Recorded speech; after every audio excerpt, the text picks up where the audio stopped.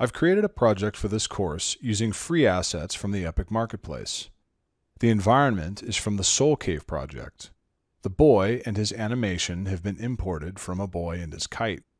The second character is the Unreal Mannequin, whose skeletal mesh and animation loops have been imported from the MCO Mocap Basics package. The project is available for download from the Marketplace using a redemption code.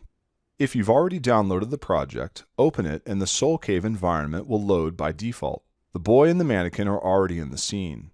Load the sequence called Scene1_Master located under the Cinematics button to follow along. If you've not downloaded the project and you would like to follow along in Unreal Engine, pause this video and get the project from the Marketplace now. By default, Unreal Engine uses a PBR or physically based rendering pipeline. This pipeline combines physically based materials with physically based lights to give the most realistic render possible as a default. Let's examine some of the materials in our scene to determine how they work within the PBR pipeline. So in order to better visualize how these materials are working in the PBR pipeline, let's go to this lit button, left click, and browse down to Buffer Visualization. And at the very top, we see we have an overview option, and let's select that. And now we can see all of our PBR inputs laid out across the screen. These are all of our G buffers of our PBR material: base color, specular, subsurface, world normal, opacity, etc. So let's select the boy and examine his skin material.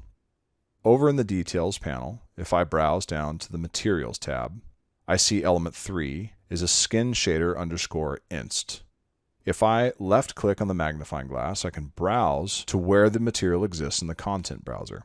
So this material that's applied to the boy is an instance of this material, skin_shader, which is the parent. So let's open up the parent by double left clicking, and we can see we have a root material node that has all of the inputs of our PBR material that correspond with the G buffers laid out on the screen. The base color input is going to be the result of all this shader code, which is a combination of what are known as material expressions that are being plugged together to equal what we see in this G buffer. The same thing is true for what's plugged into the specular input. We can see that displayed here. Roughness, again, if we minimize this, we can see is down here. And we have a subsurface amount and a normal map. So now let's take a look at the mannequin.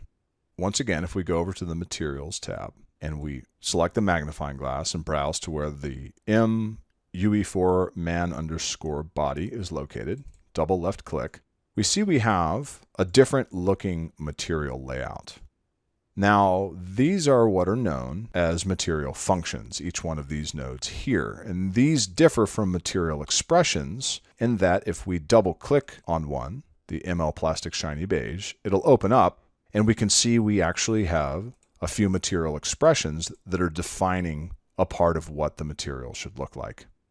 So material functions are a collection of material expressions to organize into one node to perform a function on a material. So this material function is defining the color of the mannequin, which is set by this constant 3 vector, which gives us a red, green, and blue parameter to define the overall color of, which is kind of gray.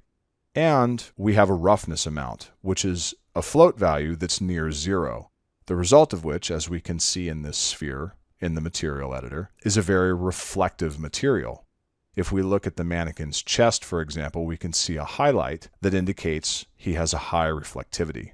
So having this low value plugged into the roughness, if we minimize our material, is going to give us a black value that's going to render very nearly perfect reflections that aren't blurry. The boy, however, has very blurred reflections indicated by the lighter values on the skin shown in the roughness G buffer. So now let's take a look at one of the materials in the environment. Let's select the statue in the center of this gazebo. And once again, over in our Details panel, let's go to the Materials tab, and let's select this Soul Statue Chrome at the top of the material, element 0.